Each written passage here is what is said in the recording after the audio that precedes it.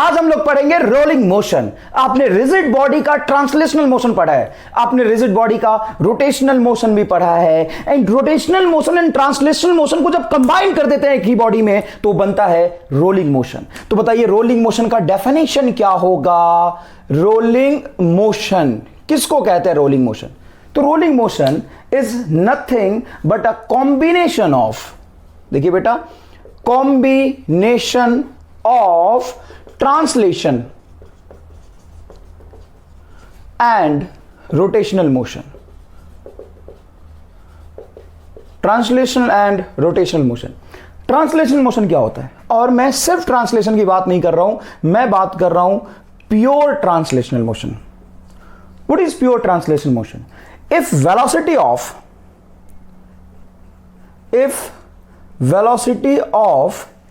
each particle of rigid body is same, then motion is called pure translational motion। आइए pure translational motion मैं आपको समझाता हूं। मान लो एक रॉड ले लो या कोई राउंड ऑब्जेक्ट ले लो। अब ये राउंड ऑब्जेक्ट घूमेगा नहीं, सीधा सीधा सीधा चलता जाएगा। या मैं पेन की बात करूं, अगर ये ऑब्जेक्ट सीधा से चल रहा है, सीधा, हर पॉइंट की वेलोसिटी सेम है, या ऊपर जा रहा है कोई दिक्कत नहीं है, ये टेढ़ा भी जा रहा है लेकिन हर पॉइंट की वेलोसिटी क्या है? सेम है। इसको कहते हैं हम लोग pure translational motion. If velocity of each particle of a rigid body is same, then motion is called pure translational motion. बताओ, मान लो ये एक रिजिड बॉडी है। अब इस पॉइंट की वेलोसिटी पूछूं, अगर इस पॉइंट की वेलोसिटी v है तो इस पॉइंट की वेलोसिटी क्या होगी? v। इस पॉइंट की वेलोसिटी क्या होगी? v। इस पॉइंट की वेलोसिटी क्या होगी? v। ये सीधा चलता जाएगा, हर पॉइंट की वेलोसिटी क्या होगी? v। सेम वेलोसिटी होगा।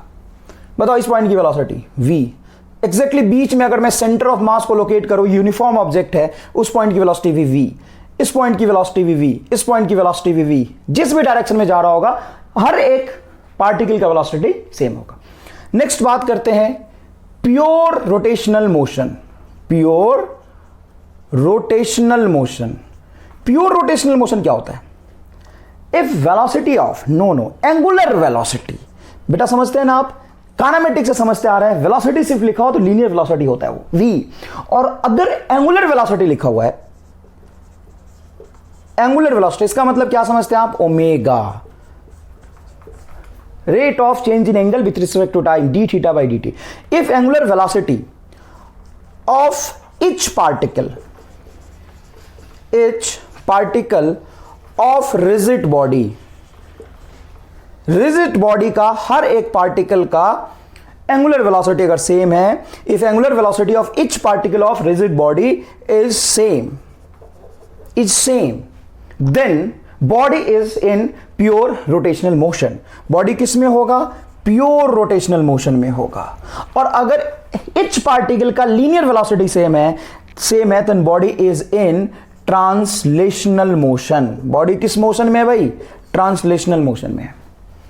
अब बताओ, ये घूम किसके अबाउट रहा होगा? तो कोई एक फिक्स पॉइंट होगा। फिक्स पॉइंट में भी बॉडी के अंदर हो सकता है और फिक्स पॉइंट में भी बॉडी के बाहर हो सकता है। मान लो ये मैंने बॉडी लिया, अब इसी के अबाउट देखो ऐसे घूम रहा है, ये ऐसे घूमता जा रहा है, इसको कहेंगे प्योर रोटेशनल मोशन। क्यों बोलेंगे प्योर रोटेशनल? क्योंकि इसका एक फिक्स्ड पॉइंट हो गया, और फिक्स्ड पॉइंट के अबाउट मैं अगर एक बड़ा ऑब्जेक्ट लेता हूं आपको विजुअलाइज कराने के लिए, तो यहां पे समझिएगा प्लीज, ये समझिए, ये ऑब्जेक्ट लिया मैंने, अब ये फिक्स्ड पॉइंट के अबाउट ये ऐसे घूमेगा, तो हर पॉइंट का एंगुलर वेलोसिटी सेम होगा। कैसे? एक लाइन बना लो।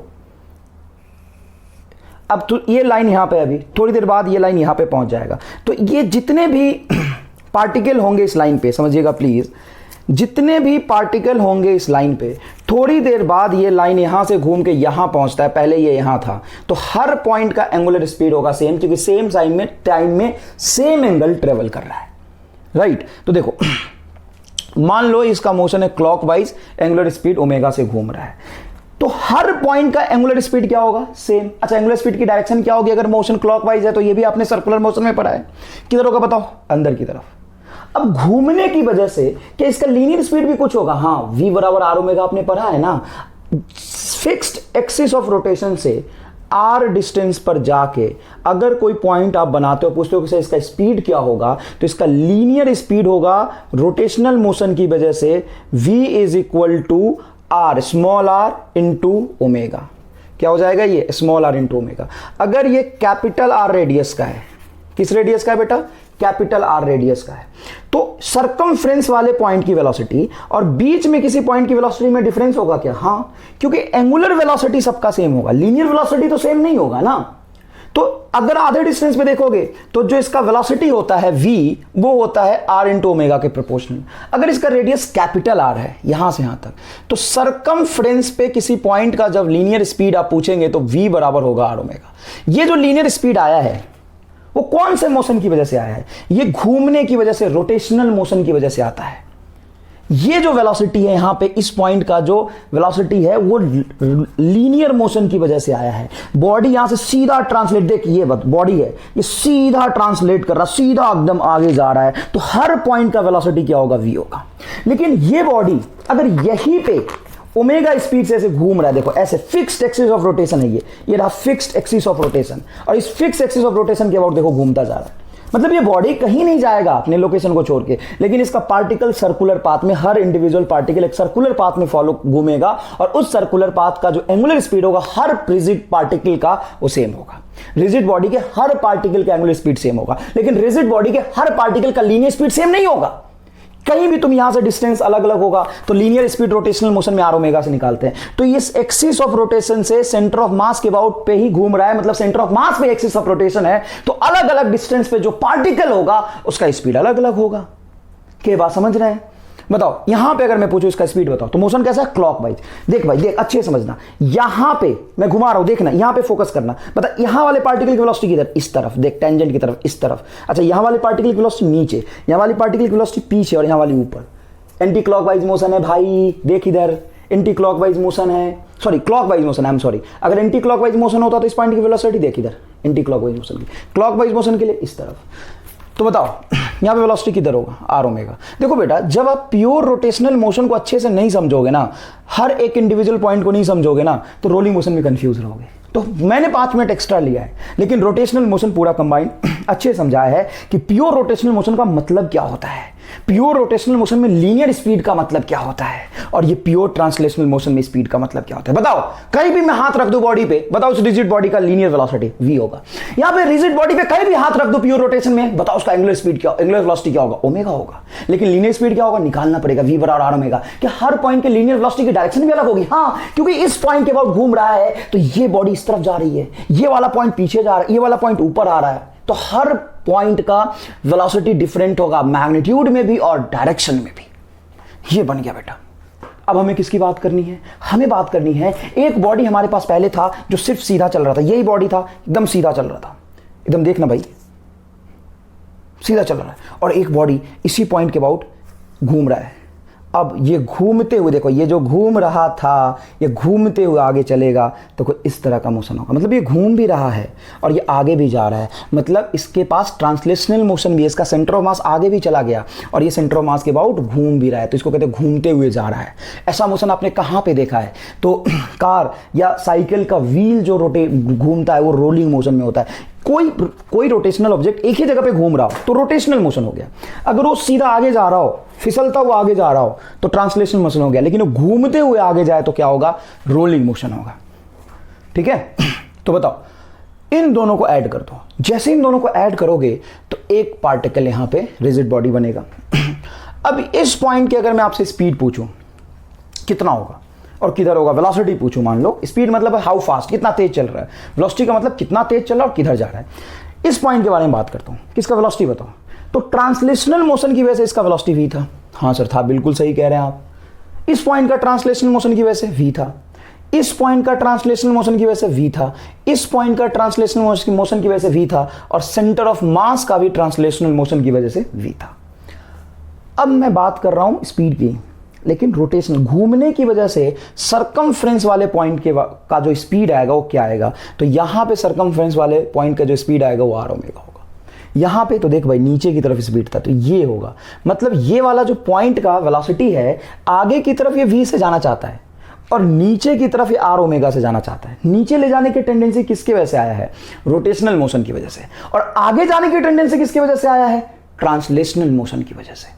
बताओ इस पॉइंट का वेलोसिटी बोलो। पीछे की तरफ सर आर ओमेगा, अच्छा यहां बोलो बेटा ऊपर की तरफ आर ओमेगा।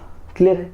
ये था प्योर ट्रांसलेशन, ये था प्योर रोटेशन। क्या ये प्योर रोलिंग होगा? नहीं, ये प्योर रोलिंग नहीं होगा, ये सिर्फ रोलिंग होगा। समझना, यहां पे बच्चे गलती कर देते हैं। ये क्या होगा? ये होगा रोलिंग मोशन, ये सिर्फ होगा रोलिंग मोशन। तो सर प्योर रोलिंग मोशन क्या होता है? तो प्योर रोलिंग मोशन तक समझते हैं। क्या आपको इतना समझ में आ गया कि बेसिकली रोलिंग मोशन का इंट्रोडक्शन है ये? ठीक है ना। अब नेक्स्ट, इसको पॉज करके आप चाहे तो लिख सकते हैं।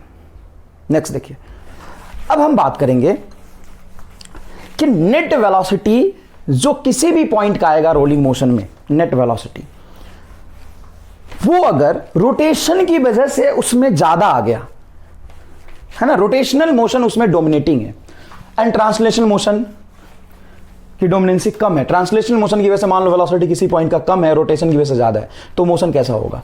या ट्रांसलेशन का टेंडेंसी ज्यादा है और रोटेशन की टेंडेंसी कम है। देखो बेटा, ये जब ऑब्जेक्ट सीधा चल रहा था तो हर पॉइंट की वेलोसिटी क्या थी? v। और ये जो ऑब्जेक्ट घूम रहा था तो हर पॉइंट की एंगुलर स्पीड क्या थी? ओमेगा, जिसकी वजह से हर पॉइंट के बाद एक्स्ट्रा वेलोसिटी है। रोटेशन की वजह से जो एक्स्ट्रा वेलोसिटी है वो है आर ओमेगा। अगर मैं आप यहां से मैं एक सवाल पूछूं कि सेंटर ऑफ मास कहां है इसका, आप बोलेंगे सर ये रहा सेंटर ऑफ मास। अगर मैं फिर आपसे सवाल पूछूं कि ट्रांसलेशन और रोटेशन दोनों को कंबाइन करने के बाद, समझना ध्यान से, ट्रांसलेशन एंड रोटेशन दोनों को कंबाइन करने के बाद पूरे रिजिड बॉडी में कोई एक ऐसा पॉइंट है क्या जिस पर रोटेशनल मोशन की वजह से वेलोसिटी में कोई फर्क नहीं आया? एक ऐसा पॉइंट है जिस पे वेलोसिटी, जिस पॉइंट का सिर्फ ट्रांसलेशनल वेलोसिटी के बराबर है। कौन सा है वो पॉइंट? सेंटर ऑफ मास। क्यों भाई? क्योंकि सेंटर ऑफ मास के अबाउट जब कोई पार्टिकल घूम रहा था तो यहां से r डिस्टेंस पे इसकी वेलोसिटी अगर r ओमेगा है तो यहां से r/2 पे v बराबर r/2 ओमेगा होगी। तो सेंटर पे इसी के अबाउट घूम रहा है तो रोटेशन की वजह से इसका स्पीड बताओ एग्जैक्टली सेंटर पे जो पॉइंट होगा 0। मतलब रोटेशन और ट्रांसलेशन जब मैं कंबाइंड करूंगा तो इस वाले पॉइंट का जो वेलोसिटी आएगा वो तो प्योर, बोलो बोलो, प्योर ट्रांसलेशन वाला ही रह गया है। बॉडी रोलिंग में अब ट्रांसलेशन एंड रोटेशन दोनों कंबाइंड हो गया, लेकिन सेंटर ऑफ मास जिस पॉइंट के बाद घूम रहा था उस पॉइंट के पास अभी भी जो वेलोसिटी वो प्योर ट्रांसलेशन वाली बची है। अब मेरा ध्यान से बात सुनना बेटा, अब चीजें मुश्किल है। रोटेशनल मोशन, मेरी बात सुनना। कोई बॉडी रोलिंग मोशन में है, अब मैं आपसे पूछ दूं, डिफरेंट पॉइंट का वेलोसिटी मैंने बता दिया रोलिंग मोशन में। अब जो वेलोसिटी बताया रोलिंग मोशन में वेलोसिटी किसकी वजह से आती है? ट्रांसलेशन रोटेशन दोनों की वजह से। अब मैं अगर आपसे पूछूं हर डिफरेंट पॉइंट की वेलोसिटी बता के बताओ इसमें ट्रांसलेशन की वेलोसिटी कितनी रही होगी, तो तुम क्या करोगे पता है? सेंटर ऑफ मास वाला वेलोसिटी देखोगे, और सेंटर ऑफ मास वाला जो वेलोसिटी होती है वो प्योर ट्रांसलेशन वाली होती है। इसीलिए कि ट्रांसलेशनल वेलोसिटी, ट्रांसलेशनल मोशन वाली वेलोसिटी अलग से चमक जाए, इसलिए सेंटर ऑफ मास की जो वेलोसिटी होती है उसको VCM बोल देते हैं। अब VCM बोलने का रीजन क्या है? क्योंकि ये मैं किसकी वजह से बोल रहा हूं वेलोसिटी? ट्रांसलेशन की वजह से, और एक वेलोसिटी r ओमेगा की वजह से। तो नेट वेलोसिटी क्या आएगा? दोनों का सम। लेकिन ट्रांसलेशनल मोशन की वजह से जो ओरिजिनल वेलोसिटी वो सेंटर ऑफ मास के बराबर होगी, तो इसीलिए जो v है ट्रांसलेशनल मोशन की वजह से उसको अपन VCM बोल सकते हैं। सेंटर ऑफ मास की वेलोसिटी नेट बोलो VCM। तो ट्रांसलेशनल मोशन की वजह से अलग अलग पॉइंट की वेलोसिटी क्या होगी? VCM के बराबर होगी। क्लियर है? अब यहां समझना, इफ मैं आपसे बोलूं कि ट्रांसलेशनल मोशन की वजह से चलने की जो रफ्तार है वो ज्यादा है और घूमने की वजह से सरकमफ्रेंस का किसी भी पॉइंट का जो स्पीड है r ओमेगा वो कम है, मतलब कौन सा मोशन डोमिनेटिंग है? तुम ये मत बोलना कि सर हमने पढ़ा था v बराबर r ओमेगा। बेटा v बराबर r ओमेगा से ही तो ये r ओमेगा मैंने निकाला, इस पॉइंट की लीनियर वेलोसिटी कितनी होगी रोटेशन की वजह से। ये तो अलग बात है ना। नहीं सर हमने पढ़ा v बराबर r ओमेगा, v आप कह रहे हो VCM is greater than r omega, तो ये वेलोसिटी ट्रांसलेशन की वजह से आया है भाई, और ये वेलोसिटी रोटेशन की वजह से आया है। तो मैं कह रहा हूं कि ट्रांसलेशनल मोशन, क्या कह रहा हूं? ट्रांसलेशनल मोशन बॉडी में ज्यादा है, किसके कंपेयर में? रोटेशनल मोशन की कंपेयर में। ऐसा कब होता है? मान लो बारिश का टाइम है और तुम रोड पे साइकिल चलाते हुए जा रहे हो रफ्तार में, और अचानक से तुमने ब्रेक लगाया। अब रोड का जो सरफेस है वो तो स्लिपरी है। अब क्या होता है कि जैसे तुम ब्रेक लगाते हो अचानक से, तो रिम पे जो ब्रेक लगा होता है वो तुरंत से रिम पे चिपक जाता है अच्छे से, और उसको रोटेशनल मोशन को कम कर देता है।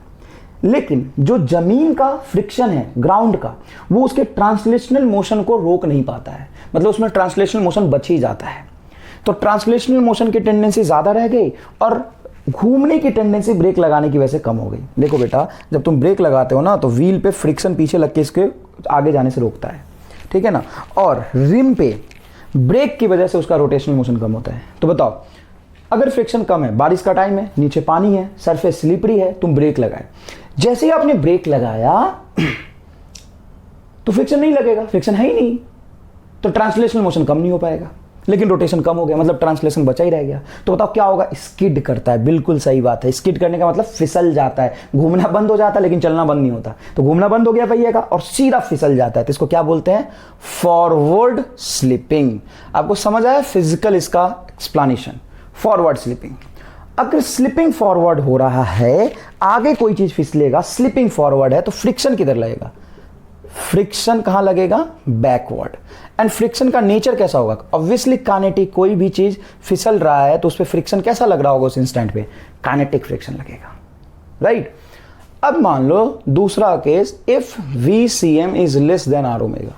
तो देख भाई, ये वाला जो पॉइंट है ग्राउंड पे, ये बॉडी आप जाना कहां चाहते हैं? आगे ऑब्वियसली। कैसे सर? तो देखो, ऐसे ही तो बॉडी आगे जाना चाह रहा है ना, लेकिन इस पॉइंट पे घूमने की वजह से वेलोसिटी पीछे और ट्रांसलेशनल मोशन की वजह से वेलोसिटी आगे।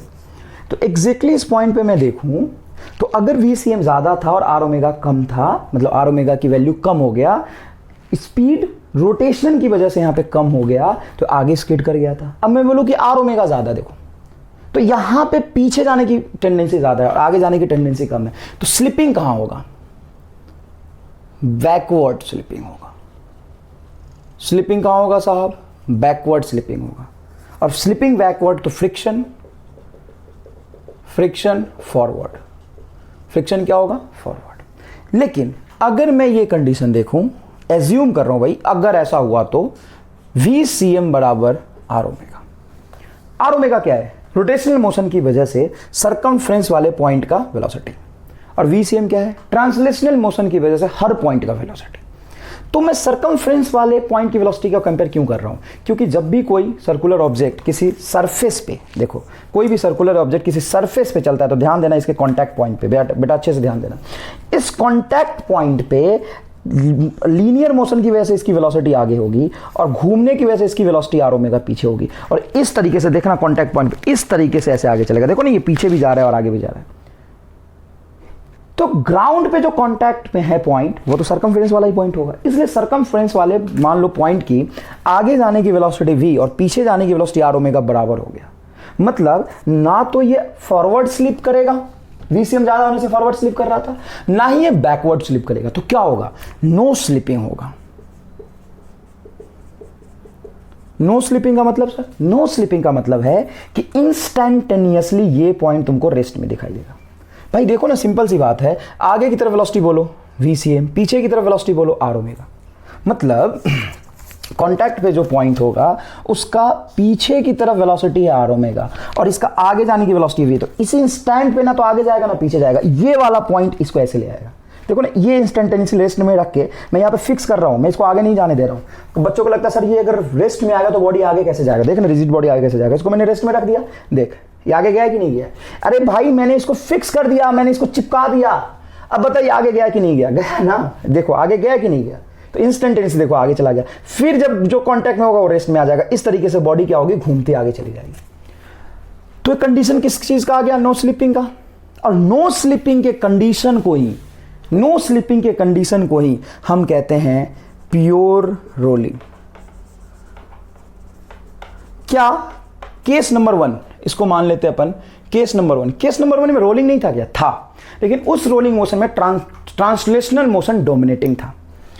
क्या ये केस नंबर 2 में रोलिंग नहीं था क्या? था, लेकिन इस रोलिंग मोशन में रोटेशनल मोशन डोमिनेटिंग था। केस नंबर 3 ये रहा, केस नंबर 3। केस नंबर 3 में जितना ट्रांसलेशनल मोशन की डोमिनेंसी है, रोटेशनल मोशन की उतनी ही डोमिनेंसी है। तो VCM बराबर R ओमेगा एक नो स्लिपिंग का कंडीशन आ जाएगा। मतलब नो स्लिपिंग मतलब प्योर रोलिंग मोशन। जो कांटेक्ट पॉइंट है, कांटेक्ट पॉइंट वो इंस्टेंटेनियसली रेस्ट में रहेगा, इंस्टेंटेनियसली एट रेस्ट। एंड जो फ्रिक्शन होगा वो हो सकता है स्टैटिक, जो पॉइंट ऑब्जेक्ट रेस्ट में होना उस पर जो फ्रिक्शन लगता है रेस्ट में रखे हुए ऑब्जेक्ट पे, वो स्टैटिक या लिमिटिंग या zero, limiting sorry static friction की मिनिमम वैल्यू 0 हुई तो फ्रिक्शन हो सकती है। मतलब प्योर रोलिंग मोशन में हो सकता है कि फ्रिक्शन स्टैटिक हो या 0 हो, है ना। लिमिटिंग फ्रिक्शन मतलब मैक्सिमम स्लिपिंग के कंडीशन में आ जाएगा ऑब्जेक्ट, अबाउट टू स्लिप होगा तब जाके काइनेटिक लगता है, मतलब इसे स्लिप कर जाएगा तब जाके काइनेटिक लगता है। अबाउट टू स्लिप की कंडीशन में आता है उस समय लिमिटिंग लग रहा होता है। या हो सकता है ऑब्जेक्ट रेस्ट नहीं हो तो फ्रिक्शन 0 लग रहा हो। तो देखो बेटा, अगर फॉरवर्ड स्लिपिंग हो रहा है, फिसल आगे रहा है तो फ्रिक्शन कहाँ लगेगा? पीछे। अगर पीछे फिसल रहा है तो फ्रिक्शन कहाँ लगेगा? आगे। क्लियर है? अब ये वाला जो कंडीशन है third one, VCM is equal to R omega, इसको डिटेल में समझने की जरूरत है।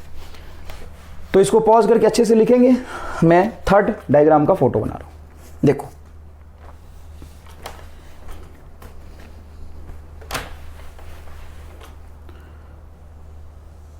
ये बनाया बेटा मैंने। बताओ तुम क्या कह रहे हो? आर ओमेगा जो होगा VCM के बराबर होगा। सेंटर मास के पास जो वेलोसिटी होती है प्योर ट्रांसलेशन वाला होता है वो VCM रहेगा।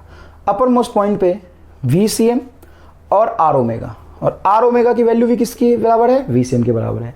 तो इस पॉइंट का जो नेट वेलोसिटी होगा वो होगा 2VCM।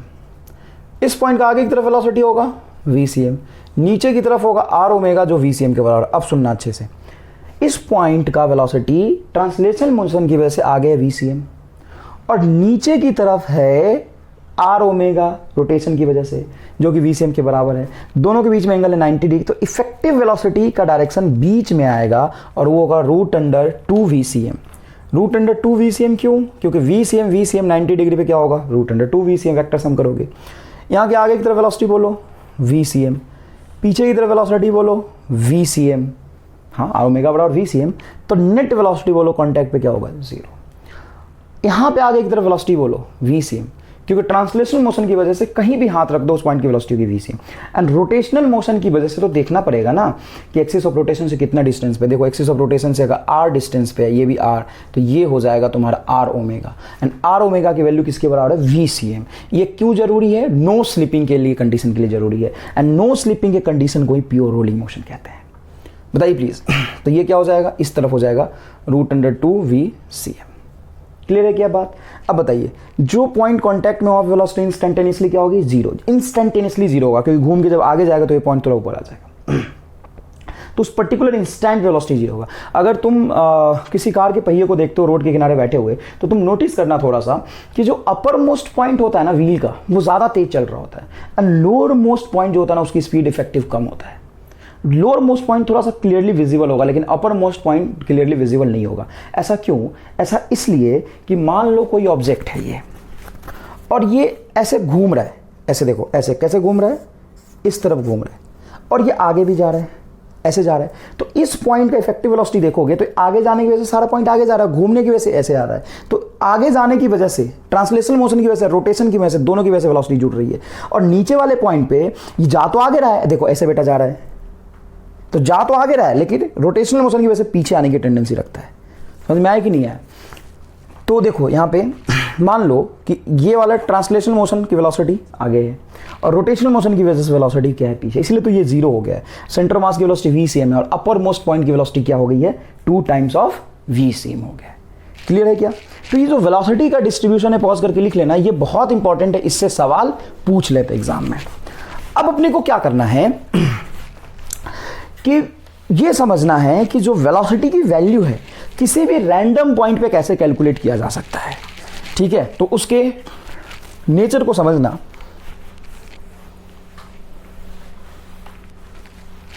देखो बेटा, ये मैंने ऑब्जेक्ट बनाया, रिजिड बॉडी है। अगर मैं एक सेंटर से एक लाइन स्ट्रेट खींच दूं और ये व्हील गिरूं, इसका मतलब है कि ट्रांसलेशनल मोशन की वजह से जो वेलोसिटी आई है वो है V। VCM लिखूं, V डैश लिखूं, कोई फर्क नहीं पड़ता, V है। और मैंने ऐसे ओमेगा बना दिया, मतलब ये घूम भी रहा है क्लॉकवाइज और आगे जा रहा है V वेलोसिटी से। ठीक है, मतलब ये रोलिंग मोशन है। प्योर रोलिंग होगा ये जरूरी नहीं है, रेडियस भी आर दिया हुआ है, कोई फर्क नहीं पड़ता। प्योर रोलिंग होगा ये जरूरी नहीं है। V दिया हुआ मतलब ट्रांसलेशन है, ओमेगा दिया मतलब रोटेशन है। V और ओमेगा दोनों है बॉडी में, मतलब रोलिंग है। लेकिन प्योर रोलिंग है वो तभी पता चलेगा जब मैं यहां पे लिख दूं कि a V is equal to R omega. मतलब V C M, centre of mass की जो वेलोसिटी है वो radius R and angular speed omega, V C M is equal to R omega है, तब जाके ये प्योर रोलिंग होगा। अब मान लो ये प्योर रोलिंग मोशन में कोई भी रैंडम पॉइंट में बना दो 1 2 3 और तुमसे पूछ दूं कि वेलोसिटी का रिलेशन बताओ, वेलोसिटी का रिलेशन बताओ, तो देखना बेटा ढंग से, रोटेशनल मोशन की वजह से इस किसी भी पॉइंट का जो वेलोसिटी होगा आगे की तरफ होगा। देखो ना ऐसे ऐसे, और नीचे देखो ऊपर वाला पॉइंट कहाँ जा रहा है, मेरा हाथ कहाँ जा रहा है आगे, और नीचे वाला पॉइंट कहाँ जा रहा है पीछे। देखना भाई ऐसे ही जाएगा ना, ये ऊपर वाला हाथ देख आगे की तरफ और नीचे वाला पीछे की तरफ, तो यहाँ पे इफेक्टिव किधर होगा वेलोसिटी, पीछे की तरफ। और ट्रांसलेशन मोशन की वजह से सारा पॉइंट आगे जाएगा। तो बताओ तुम बस एक लॉजिकली सोचो कि तुम देखो जो पॉइंट जितना ऊपर होगा उसकी वेलोसिटी उतनी ज़्यादा होगी, 2 पॉइंट की वेलोसिटी ज़्यादा होगी, उससे कम होगी 3 पॉइंट की वेलोसिटी, और सबसे कम होगी 1 पॉइंट की वेलोसिटी, सबसे कम होगा 1 पॉइंट की वेलोसिटी। क्या ये बात आपको समझ आया? ठीक है बेटा, ये भी बात समझना जरूरी था। अच्छा, अगर मैं ये लिखूं, एक ऑब्जेक्ट बना दूं, वेलोसिटी आगे बना दूं v, क्लियर है, और ये ओमेगा से ऐसे घूम रहा है, समझना, एंटी क्लॉकवाइज घूम रहा है, कैसा मोशन पॉसिबल है? हाँ अरे भाई कोई बात नहीं, एक बॉडी एंटी क्लॉकवाइज घूमते हुए आगे जाएगी, एंटी क्लॉकवाइज घूमते हुए आगे जाएगी। क्या ये प्योर रोलिंग मोशन हो सकता है? नहीं, ये प्योर रोलिंग मोशन नहीं होगा। क्यों नहीं होगा? देखना कि ये ग्राउंड पे है बेटा, समझना इसके नेचर को, तब वो वाला ज़्यादा चमकेगा आपको कि देखो यहाँ पे आगे चलने की वजह से वेलोसिटी कहाँ होगी, पीछे, और घूमने की वजह से वेलोसिटी कहाँ होगी, आर ओमेगा आगे। यार ये एंटी क्लॉकवाइज है तो ये वाला ऊपर वाला पॉइंट पीछे की तरफ जा रहा है और नीचे वाला पॉइंट आगे की तरफ जा रहा है, ट्रांसलेशन मोशन की वजह से आगे जा रहा है। तो कांटेक्ट में जो पॉइंट है उसकी वेलोसिटी तो v प्लस आर ओमेगा होगा, मतलब तो आगे की तरफ जाएगा, स्लिप करता हुआ जाएगा, मतलब ये प्योर रोलिंग मोशन नहीं होगा। रोलिंग होगा लेकिन ये प्योर रोलिंग नहीं होगा। ऐसा हो सकता है क्या प्योर रोलिंग? देखिए बेटा प्लीज, ये बॉडी पीछे जा रही है और एंटी क्लॉकवाइज घूम रहा है, हाँ ये प्योर रोलिंग होगा। क्यों? क्योंकि घूमने की वजह से ऊपर वाले पॉइंट की वेलोसिटी पीछे की तरफ और नीचे वाले की आगे की तरफ, तो ये होगी आर ओमेगा। और मान लीजिए रेडियस आर है और ये होगी v, अगर ये v बराबर आर ओमेगा हो गया तो यहाँ वाला पॉइंट स्लिप नहीं करेगा, ये हो जाएगा आपका प्योर रोलिंग मोशन। क्या हो जाएगा भाई? प्योर रोलिंग,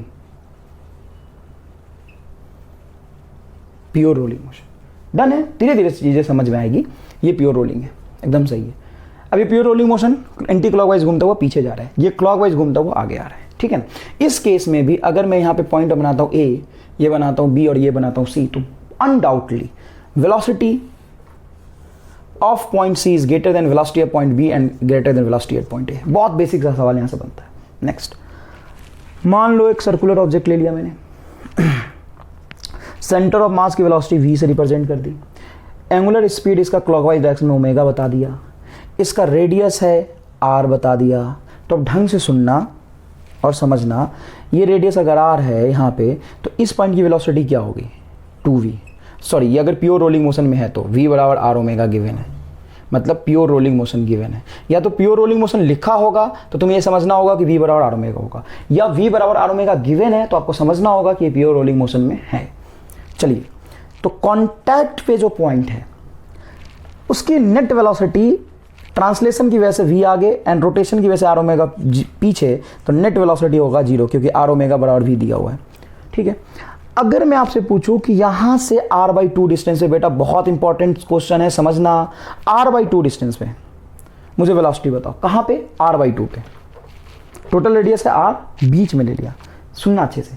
अब r/2 पे ये पूछूं अगर मैं, तो देखो ये पॉइंट ऐसे घूम रहा है, तो प्योर रोटेशन की वजह से पॉइंट जितना ज़्यादा दूर होता है क्या वेलोसिटी उसकी उतनी ज़्यादा होती है। तो अगर मैं यहाँ पे कितने डिस्टेंस पे r/2 पे वेलोसिटी पूछूं, कैसा है? क्लॉकवाइज है। देखो क्लॉकवाइज की वजह से ये पॉइंट किधर जा रहा है, तुम खुद ही बताओ, पीछे की तरफ, पीछे की तरफ, एग्जैक्टली टेंजेंशियल डायरेक्शन में पीछे की तरफ। तो इस तरफ एक वेलोसिटी होगी r ओमेगा बाई 2 क्योंकि रेडियस आधा लिया है, और r ओमेगा v के बराबर है तो ये हो जाएगा बेटा v/2।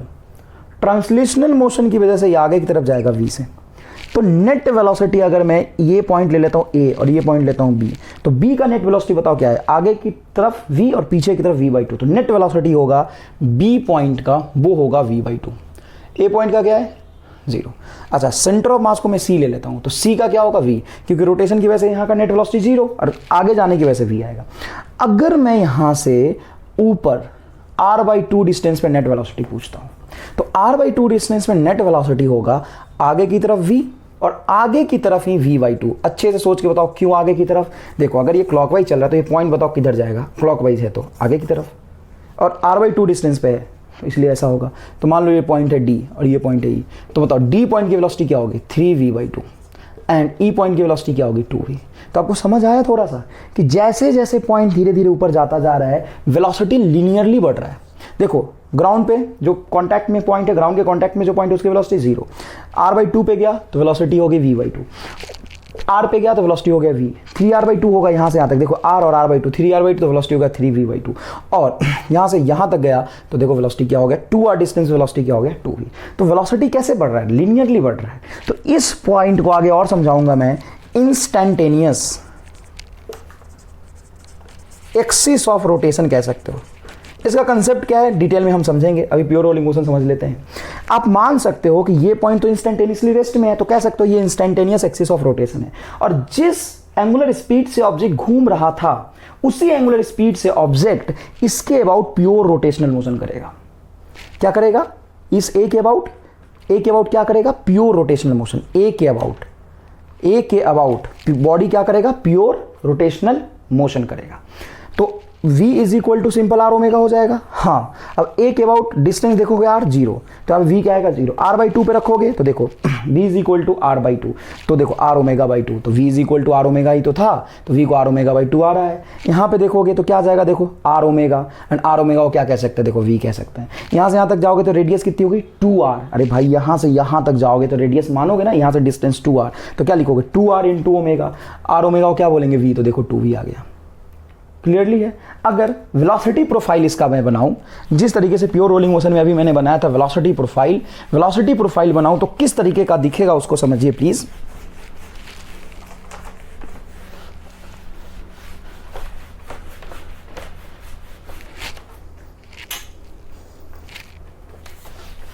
इसको पॉज करके लिख लेना आप।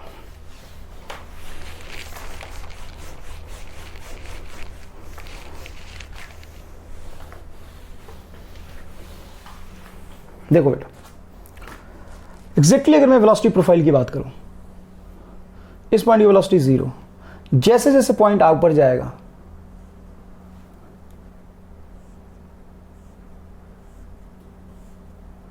वेलोसिटी क्या होगी, लीनियरली बढ़ती जाएगी। सीधा रिलेशन मैंने प्रूफ कर दिया मैथमेटिकली और समझा भी रहा हूं। देखो इस पॉइंट के अबाउट, इसको आप पॉइंट ए मान सकते हो, ए के about rigid body is in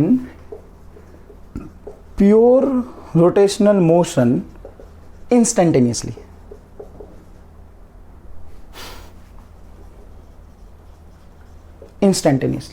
किसी एक इंस्टेंट पे जो कांटेक्ट पॉइंट के अबाउट बॉडी को आप मान सकते हो प्योर रोटेशनल मोशन में, और उस रोटेशनल मोशन का जो एंगुलर वेलोसिटी होगा वो एंगुलर वेलोसिटी वही होगा जिसके अबाउट ये प्योर रोटेशन में था, सेंटर ऑफ मास के अबाउट, जितने ओमेगा से था। आप डायरेक्ट लिख सकते हो किसी भी पॉइंट का जो वेलोसिटी होगा वो r इंटू ओमेगा होगा। r ले लो तुम यहाँ से, r/2 लो, r लो, 3r/2 लो, 2r लो, यही आएगा। क्लियर है क्या ये बात? इसको अच्छे से लिख लीजिए और इतना याद रखिएगा कि लीनियरली वेलोसिटी ऊपर की तरफ बढ़ता जाता है। तो चलो इतना तो समझ में आ गया। एक बात और, मान लो एक ऑब्जेक्ट बनाया मैंने, सेंटर ऑफ मास पे v लिख दिया, मतलब ये v से आगे चल रहा है, और ओमेगा बना दिया, मतलब ओमेगा से घूम रहा है, और मैं ये भी लिख दिया v बराबर r ओमेगा, जहाँ पे रेडियस r है, मतलब ये प्योर रोलिंग का केस आ गया। कैसा आ गया? ये प्योर रोलिंग का केस आ गया। ठीक है, ये कॉन्टैक्ट पॉइंट पे हमने बहुत सारे पॉइंट की वेलोसिटी निकाल ली है। आप पीछे जाके भी देख सकते हैं। इस पॉइंट की वेलोसिटी अगर प्योर रोलिंग मोशन में तो 0, इस पॉइंट की √2v, इस पॉइंट का √2v, इस पॉइंट का √2v, इसका v, इस पॉइंट पे एक्जैक्टली क्या था 3v/2, इस पॉइंट पे क्या था v/2, और ये तो निकाला है। अब अगर मैं पूछता हूँ कि किसी इंस्टेंट पे वर्टिकल से थीटा एंगल पे एक पॉइंट है, उस पॉइंट का एग्जैक्टली मुझे नेट वेलोसिटी बताओ क्या होगा। तो सुनो, घूमने की वजह से जो वेलोसिटी होता है, घूमने की वजह से इस पॉइंट पे वेलोसिटी बोलो किधर होगा? घूमने की वजह से देखना, ये पॉइंट कहाँ जा रहा है, देखना घूमने की वजह से आगे जा रहा है, ये कहाँ जा रहा है, इधर आ रहा है, ये कहाँ जा रहा है, इधर आ रहा है। देखो ऐसे ही तो है ना, मतलब टेंजेंट की तरफ है। तो यहाँ पे घूमने की वजह से कैसा है? क्लॉकवाइज। तो इस तरफ होगा v, क्योंकि r ओमेगा बराबर v है भाई, और ट्रांसलेशन की वजह से तो सीधे आगे होगा v। अगर ये एंगल थीटा है तो ढंग से समझना भाई, ये एंगल थीटा है तो अच्छे से बताना ये थीटा है तो ये क्या होगा, ऑब्वियसली थीटा होगा।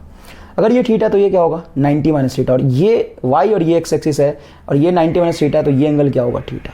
तो अगर मैं इसको कोई पॉइंट बोल देता हूँ p पॉइंट का दो वेलोसिटी है, v आगे और v इधर, और दोनों के बीच में एंगल है थीटा, तो नेट वेलोसिटी क्या होगा, तो इन दोनों का सम।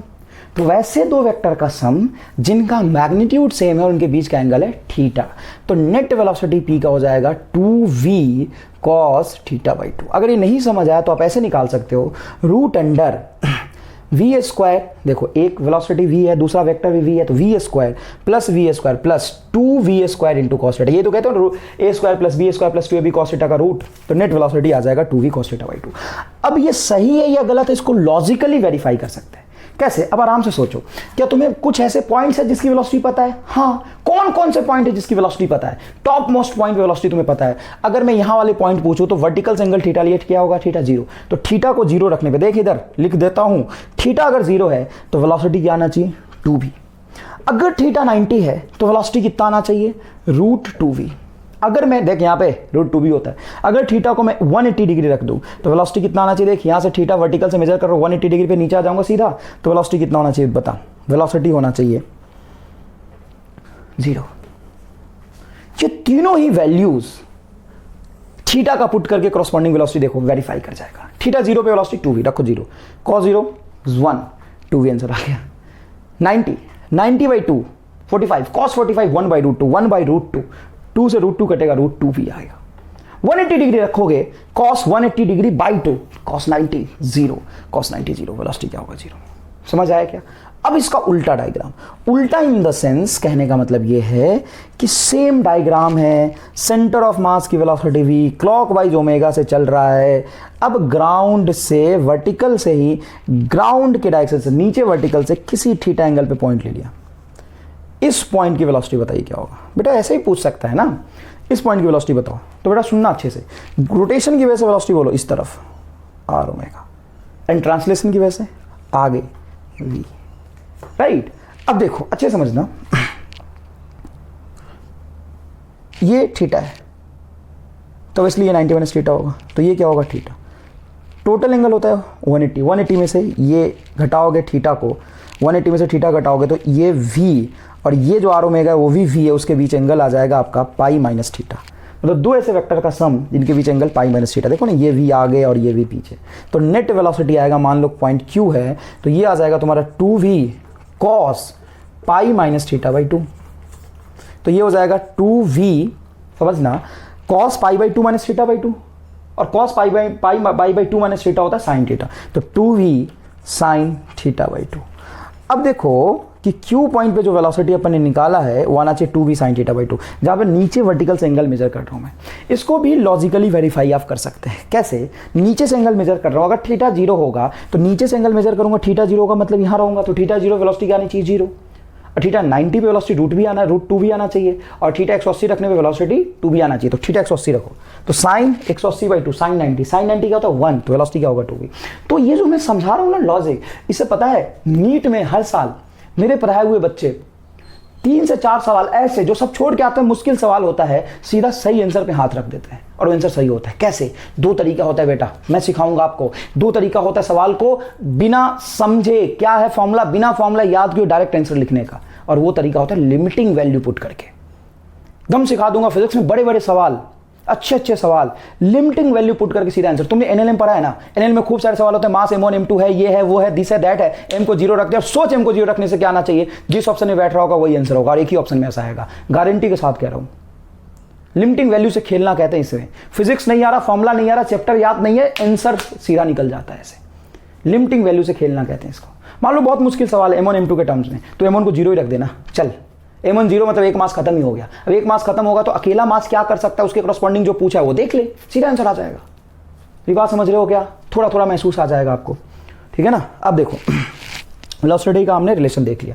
एक्सेलरेशन का जो रिलेशन होता है, पॉज करके लिखना बेटा, एक्सेलरेशन का जो रिलेशन होता है वो भी वेलोसिटी के रिलेशन जैसा ही होता है, कुछ अलग नहीं होता है। प्योर रोलिंग मोशन के कंडीशन के लिए मान लो कि एक बॉडी आगे एक्सेलरेट हो रही है ए से, अभी तक तो हमने ओमेगा को कांस्टेंट रखा है ना, कांस्टेंट ओमेगा और कांस्टेंट वी से चल रहा था ऑब्जेक्ट। अरे भाई रोटेशनल मोशन जो plus translation motion rolling motion होता है, उस रोलिंग मोशन में v सेंटर ऑफ मास की वेलोसिटी आगे जाने की टेंडेंसी v और ओमेगा कांस्टेंट था, अभी तक हमने एक्सीलरेट नहीं कराया था।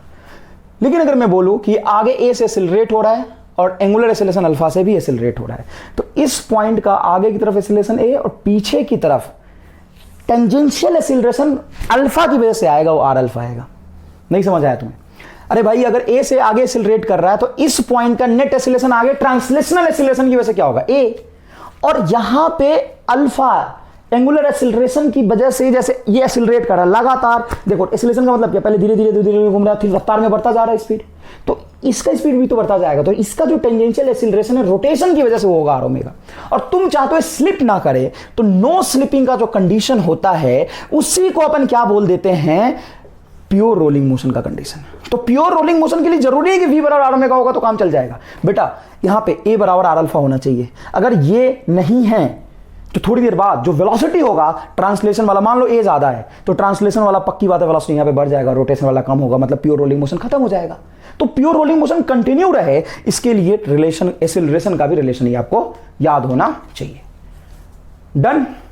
आओ नेक्स्ट, नीट के हिसाब से और आईआईटी के हिसाब से रोलिंग मोशन का बेसिक कंसेप्ट समझने के बाद rolling motion on horizontal surface से ज्यादा इंपॉर्टेंट होता है rolling motion on inclined plane.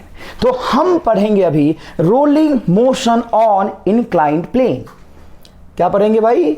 Rolling motion पढ़ेंगे। सर वही तो पढ़ रहे थे अभी। अरे भाई अभी तो इंट्रोडक्शन था वो, अब तो रोलिंग मोशन कराएंगे ना ऑब्जेक्ट का। रोलिंग मोशन ऑन कहां कराएंगे साहब? इंक्लाइंड प्लेन पे कराएंगे साहब। चलिए इंक्लाइन प्लेन पर रोलिंग मोशन कराते हैं, लेकिन इंक्लाइन प्लेन मैं लूंगा स्मूथ ही लूंगा, स्मूथ इंक्लाइन प्लेन। क्यों लोगे साहब स्मूथ इंक्लाइन प्लेन? मर्जी है मेरी, सीख तो सही, स्मूथ पे सीख, उसके बाद रफ पे सीखेंगे। देखो ये आपका incline plane, angle of inclination theta, यहां पे एक ऑब्जेक्ट ले लिया। सबसे बेसिक सवाल, ये ऑब्जेक्ट अगर घूमता हुआ नीचे आएगा, देखो यहां पे घूमता हुआ नीचे आएगा तो किस पॉइंट के अबाउट घूमेगा? कॉन्टैक्ट पॉइंट के अबाउट कि सेंटर ऑफ मास के अबाउट? जो सबसे बेसिक सवाल है, बच्चे यहां पे गलती करते हैं, ठीक है ना। तो देखो भाई, मान लो ये ऑब्जेक्ट है, क्लियर है, ये ऑब्जेक्ट है।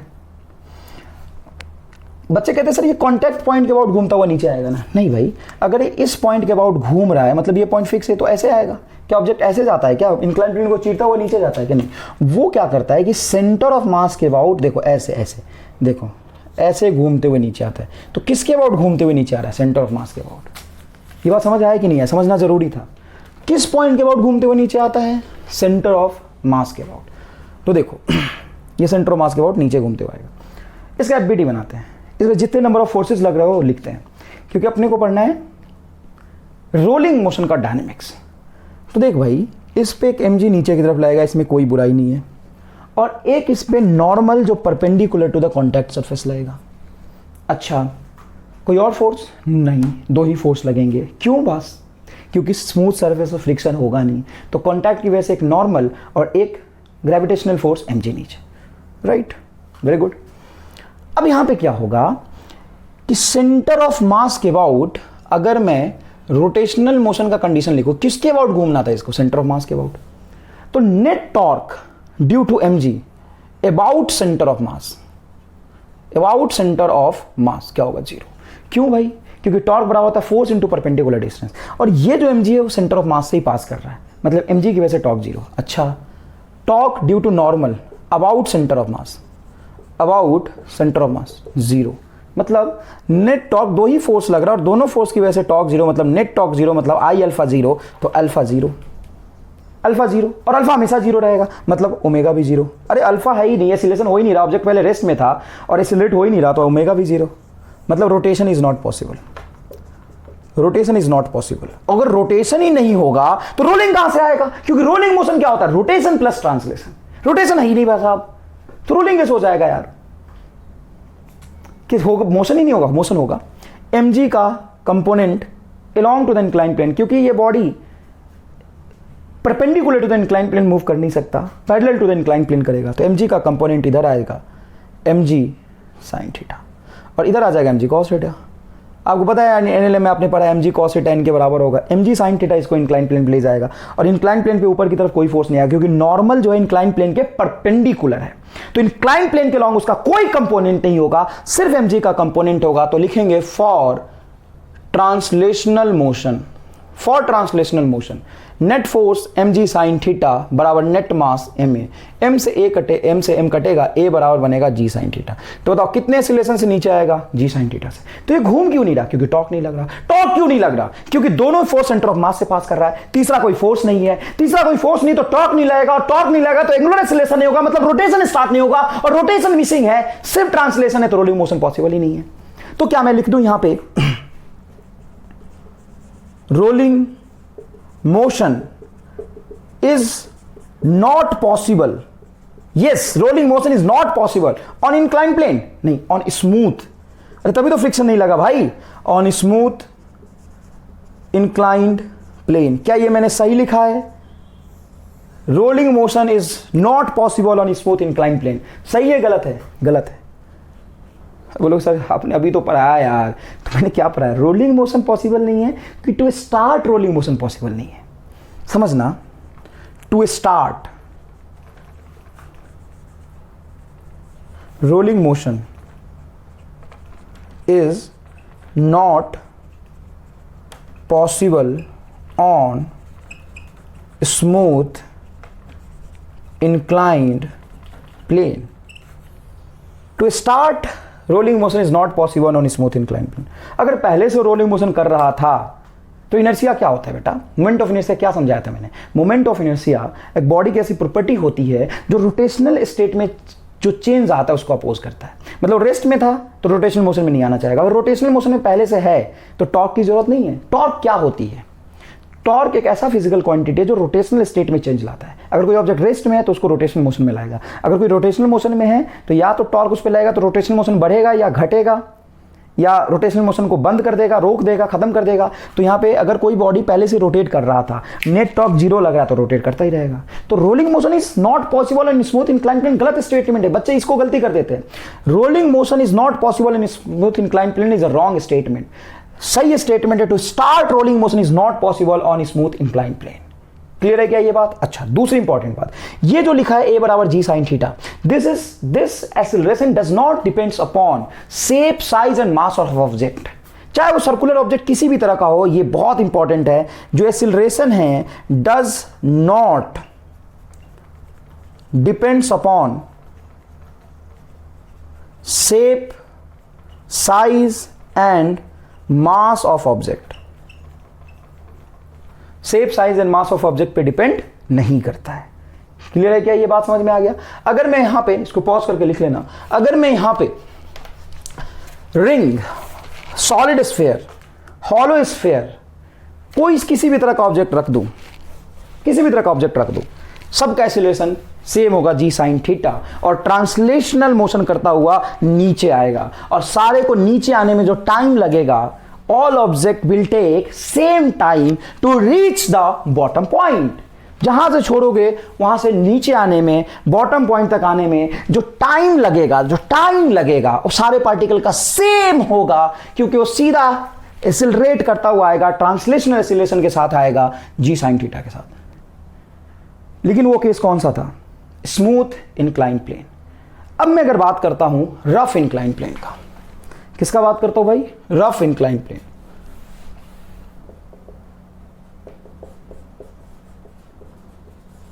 Rough inclined plane. अब main rolling motion on inclined plane यही है, रफ इंक्लाइंड प्लेन। अब जो पहला आपने केस देखा था वो केस इसमें भी रहेगा, लेकिन एक इसमें रफनेस की वजह से एक एक्स्ट्रा फ्रिक्शन फोर्स आ जाएगा जिसकी वजह से सारा चेंजेस आने वाला है। तो अच्छे से समझिएगा। एफबीडी, मान लीजिए ऑब्जेक्ट ले लिया अपन ने, तो बताइए इस पे नीचे की तरफ फोर्स लगेगा mg, और एक सेंटर ऑफ मास से पास कर रहा होगा नॉर्मल, और फ्रिक्शन देखो कांटेक्ट पॉइंट पे लगेगा पीछे की तरफ। पीछे की तरफ ही क्यों, क्योंकि नॉर्मल तो इसको इंक्लाइन प्लेन के लॉन्ग मूव कराएगा नहीं, mg का एक कंपोनेंट होगा mg साइन थीटा जो इसको नीचे ले जाना चाहेगा। और जैसे ही नीचे की तरफ ट्रांसलेशनल मोशन डेवलप होगा, रिलेटिव स्लिपिंग आने की टेंडेंसी क्रिएट होगा, ये फ्रिक्शन ऊपर लग के इसको नीचे स्लिप करने से रोकेगा। डन। चल, तो ट्रांसलेशनल मोशन के लिए पहले इक्वेशन लिखेंगे। किसके लिए लिखेंगे? ट्रांसलेशनल। फॉर ट्रांसलेशनल मोशन बता भाई, नीचे की तरफ जो फोर्स लग रहा है क्या है? mg sin theta. Net force mg sin theta minus F R along to the incline plane is equal to mass into acceleration. Force कहीं भी लगे, नेट फोर्स बराबर होता है mass into centre of mass का एक्सेलरेशन। ये आपको याद रखना था, ठीक है। रोटेशनल मोशन के लिए लिखते हैं, तो याद करो, रोटेशनल मोशन के लिए लिखेंगे अपन टॉर्क बराबर आई अल्फा। mg की वजह से torque about centre of mass 0, normal की वजह से टॉर्क 0, अभी तो बताया था। एक ही बस टॉर्क लगा पाएगा फ्रिक्शन अगर रेडियस r है, मास m है, मोमेंट ऑफ इनर्शिया I मान लिया इस ऑब्जेक्ट का। तो बताओ टॉर्क बराबर क्या होगा? Friction F R cross R, अरे r बराबर आई अल्फा। ये दूसरा इक्वेशन हो गया। क्लियर है? कितने इक्वेशन लिखे आपने? 2। अननोन कितने? 3। ACM, अल्फा और फ्रिक्शन। फ्रिक्शन की वैल्यू थोड़ी ना पता है, अननोन 3, इक्वेशन 2। तो बेटा आपने लिखा है rolling motion on incline plane. आप ये मान के चलो कि प्योर रोलिंग मोशन हो रहा है, कंडीशन मान लो। नहीं हो रहा है वो बाद में समझेंगे, पहले मान लो प्योर रोलिंग मोशन हो रहा है। If rolling motion is pure, if rolling motion is pure, तभी आगे आप कुछ सॉल्व कर सकते हो। नहीं तो VCM ज्यादा होगा आर अल्फा से, तो फिर कर ही नहीं पाओगे आर ओमेगा से। समझो, if rolling motion is pure then no slipping के कंडीशन से ये इसके घूमने की वजह से, देखो ये फ्रिक्शन इधर लग रहा है ऐसे, तो एंटी क्लॉकवाइज ये लेके आएगा एंगुलर एक्सीलरेशन। तो टॉर्क ये तरह आपका anti clock alpha, torque is equal to I alpha anti clockwise. और नीचे की तरफ जो एक्सीलरेशन होगा इस पॉइंट का, वो सेंटर ऑफ मास के एक्सीलरेशन ACM के बराबर आएगा। तो नो स्लिपिंग के कंडीशन से ACM बराबर आर अल्फा होना चाहिए। मैं बता देता हूँ आपको, अच्छे समझा देता हूँ। देख, ऐसा इंक्लाइन प्लेन है, इस इंक्लाइन प्लेन में मान लो ये ऑब्जेक्ट रखा मैंने। अब जितने एक्सीलरेशन सेंटर ऑफ मास नीचे जाएगा उतने से ट्रांसलेशनल एक्सीलरेशन ये भी जाएगा, और फ्रिक्शन इधर लग रहा है, इसकी वजह से ये ऐसे घूमेगा। तो ये पॉइंट स्लिप ना करे, प्योर रोलिंग मोशन हो, तो आर अल्फा जितना ऊपर होगा उतना ही ये नीचे होना चाहिए, तभी तो नो स्लिपिंग का कंडीशन आएगा। और नो स्लिपिंग के कंडीशन के लिए ही ये प्योर रोलिंग मोशन करेगा। तो तीसरा इक्वेशन ये आ गया। 3 इक्वेशन आ गए भाई। अब क्या करें सर? अब ये करना है आपको कि ये अल्फा को आप ACM/R लिख सकते हैं। यहाँ पे अल्फा को क्या लिख सकते हैं? ACM/R। और यहाँ से भी R नीचे ले आएंगे तो ये इक्वेशन बनेगा बेटा, ध्यान से देखिएगा, FR is equal to I alpha बटा R, और अल्फा को क्या लिख देंगे आप? ACM/R। तो ये बन जाएगा आपका ACM/I बटा R स्क्वायर। बेटा समझा देता हूँ, देखो I को तो रहने दो, सुनो, ये R नीचे लाओगे तो आई अल्फा बटा R होगा। क्या होगा? आई अल्फा बटा R। और अल्फा को क्या लिखोगे? ACM/R, तो ACM/R स्क्वायर हो जाएगा। और पहला इक्वेशन, ये दूसरा लिखा अपन ने, पहला इक्वेशन है mg sin theta minus FR is equal to MACM। अब इन दोनों इक्वेशन को ऐड कर दो, उससे क्या होगा? अब ढंग से देखिएगा, FR से FR कैंसिल होगा, ये क्या बनेगा? mg sin theta is equal to, यहाँ पे ACM अगर आप कॉमन निकाल दें तो ये टर्म बचेगा m plus I by R square, right. तो ACM क्या हो जाएगा? यहाँ से देखिए, ACM हो जाएगा आपका mg sine theta divided by, देखो बेटा, mg sine theta divided by m plus I by R square. ये हो जाएगा आपका सेंटर ऑफ मास का एक्सेलरेशन। अच्छा, आई को आप m के स्क्वायर भी लिख सकते हो, आप जानते हो रेडियस ऑफ जायरेशन के टर्म्स में आई को क्या लिख सकते हो? m के स्क्वायर। तो यहाँ पे जैसे m के स्क्वायर रखोगे तो m बाहर आ जाएगा, m से m कटेगा, तो नेट एक्सीलरेशन जो आएगा सेंटर ऑफ मास का, प्योर रोलिंग के केस में सेंटर ऑफ मास का जो नेट एक्सीलरेशन आएगा वो क्या आ जाएगा? वो आ जाएगा mg sine theta, sorry g sine theta, g sine theta divided by ACM की वैल्यू निकालिए बेटा, 1 plus K square by R square. अरे m कॉमन निकल गया था ना, के स्क्वायर बाई आर स्क्वायर। ये आ गया आपका सेंटर ऑफ मास का एक्सीलरेशन। अगर ये सबसे फ्रिक्शन पूछता है, फ्रिक्शन की वैल्यू क्या होगी? अरे बहुत आसान है यार, फ्रिक्शन इज इक्वल टू क्या निकाला था हमने? देखो, आई बाई आर इंटू अल्फा ही तो था। और अल्फा इज इक्वल टू क्या लिख सकते हैं, तो अल्फा इज इक्वल टू लिख सकते हैं ACM बाई आर। तो ऐसे आर स्क्वायर कर देंगे तो ये ACM आ जाएगा, और ACM हमने यहाँ निकाल लिया, और रख दो इसको, तो निकाल सकते हैं यहाँ से alpha is equal to FR is equal to होगा I by R square, ACM की वैल्यू रख दो G sine theta divided by 1 plus K square by R square. इसको थोड़ा सॉल्व करोगे, I को MK स्क्वायर लिखोगे, इसको अंदर ले जाओगे तो एक लाइन का कैलकुलेशन है, फ्रिक्शन बराबर हो जाएगा mg sine theta divided by 1 plus R square by K square. अब पूछोगे कैसे सर, तो देखो ये के स्क्वायर इसको नीचे ले जाओ तो यहाँ पे बनेगा term are square by K square, इसको अंदर ले आओ तो are square by K square, और ये के स्क्वायर बाई आर स्क्वायर, और ये आएगा are square by K square, तो ये 1 बचेगा। नेक्स्ट, अगर हम फ्रिक्शन के नेचर के बारे में बात करें तो ये देखिए, ये रोलिंग ऑब्जेक्ट है, प्योर रोलिंग मोशन के कंडीशन में है, फ्रिक्शन फोर्स इस कांटेक्ट पॉइंट पे ऊपर लग रहा है और नेट फोर्स इस ऑब्जेक्ट पे नीचे लग रहा है mg sine theta. Pure rolling motion के कंडीशन में ये ऑब्जेक्ट जो होगा इंस्टेंटेनियसली कैसा होगा, रेस्ट में, और कोई कांटेक्ट पॉइंट पे ऑब्जेक्ट अगर रेस्ट में है तो या तो फ्रिक्शन स्टैटिक एक्ट होगा, नहीं तो लिमिटिंग फ्रिक्शन एक्ट होगा। क्योंकि काइनेटिक फ्रिक्शन एक्ट होगा तो स्लिप कर जाएगा ना, स्लिपिंग की कंडीशन में काइनेटिक फ्रिक्शन होता है। अच्छा, फ्रिक्शन की वैल्यू अभी क्या निकाली हमने, फ्रिक्शन की वैल्यू निकाला, याद करिए अभी अभी लिखा था mg sine theta divided by 1 plus R square by K square, ये फ्रिक्शन निकाला है, राइट। अब ध्यान से सुनना, ये जो फ्रिक्शन फोर्स की वैल्यू है, अगर ये स्टैटिक फ्रिक्शन लग रहा होगा तो ऊपर वाला फोर्स जो स्टैटिक फ्रिक्शन आप कह रहे हो कि ये फोर्स स्टैटिक फ्रिक्शन फोर्स इतना लग रहा है, तो किसके बराबर होगा, नीचे वाला mg sine theta. mg sine theta ही तो टेंडेंसी ऑफ मोशन क्रिएट कर रहा था, तो जो mg साइन थीटा नीचे लग रहा उतना स्टैटिक फ्रिक्शन फोर्स होगा। चलो स्टैटिक हुआ तो, लेकिन अगर मान लो ये फ्रिक्शन फोर्स लिमिटिंग फ्रिक्शन के बराबर है, मान लो म्यू की वैल्यू थोड़ा सा कम हो गया, मतलब यहां पे जो फ्रिक्शन एक्ट हो रहा था पहले वो स्टैटिक था, मतलब लिमिटिंग से थोड़ा कम था, लेकिन म्यू कम होने से लिमिटिंग का रेंज कम होता है, तो मान लो लिमिटिंग फ्रिक्शन फोर्स एक्ट हो रहा है म्यू इंटू एन। अगर और लिमिटिंग फ्रिक्शन फोर्स कम हो गया, म्यू की वैल्यू मान लो और कम कर दिया मैंने, तो limiting friction force mu N कम हो जाएगा, लेकिन यहाँ पे फ्रिक्शन ज्यादा लग रहा था तो प्योर रोलिंग मोशन हो ही नहीं पाएगा। क्यों नहीं हो पाएगा सर, क्योंकि इतना फ्रिक्शन होना चाहिए स्टैटिक के लिए, और लिमिटिंग म्यू एन कम है और स्टैटिक ज्यादा, ये तो कंडीशन ही वैलिड नहीं है। मैक्सिमम स्टैटिक को ही लिमिटिंग कहते हैं, तो मिनिमम कोएफिशिएंट ऑफ फ्रिक्शन इतना होना चाहिए। अगर इसे ज्यादा है तो लिमिटिंग की वैल्यू ज्यादा होगी, स्टैटिक कम लग के रोलिंग करा लेगा। लेकिन अगर इसकी वैल्यू पर्टिकुलर रेंज से भी कम हो गया और ये जरूरत ज्यादा है और ये लगा कम पा रहा है लिमिटिंग, तो हो ही नहीं सकता ना, स्टैटिक लिमिटिंग से ज्यादा होगा ही नहीं।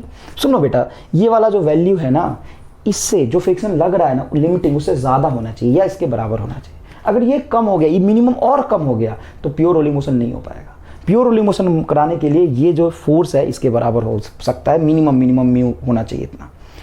एन की वैल्यू क्या होगा, तो ये देखो mg sine theta divided by 1 plus R square by K square is equal to mu mg cos theta. ठीक है ना। देखो मैक्सिमम लिमिटिंग फ्रिक्शन फोर्स इतना लग रहा है, अगर मैक्सिमम लिमिटिंग फ्रिक्शन फोर्स ही कम हो जाए, मतलब म्यू की वैल्यू मान लो मैंने कम कर दिया, तो फ्रिक्शन ही कम हो गया ना भाई। फ्रिक्शन अगर कम होगा तो सफिशिएंट फ्रिक्शन ये दे ही नहीं पाएगा, तो प्योर रोलिंग मोशन पॉसिबल ही नहीं। अगर मान लो म्यू 0 है तो प्योर रोलिंग मोशन नहीं स्टार्ट हो सकता ना, म्यू होना चाहिए। और म्यू कितना होना चाहिए, एक लिमिट वैल्यू है इतना। अगर इससे भी कम म्यू हुआ तो जो लिमिटिंग फ्रिक्शन फोर्स है वो कम हो जाएगा, और चाहिए इतना जो फ्रिक्शन है, स्टैटिक फ्रिक्शन तुम कह रहे हो या लिमिटिंग, ये इतना चाहिए, और लिमिटिंग उससे कम है तो हो ही नहीं सकता। लिमिटिंग और बहुत ज्यादा, लिमिटिंग अगर मान लो फ्रिक्शन फोर्स 500 न्यूटन है और 50 न्यूटन तुम्हें चाहिए तो रोलिंग करा लेगा।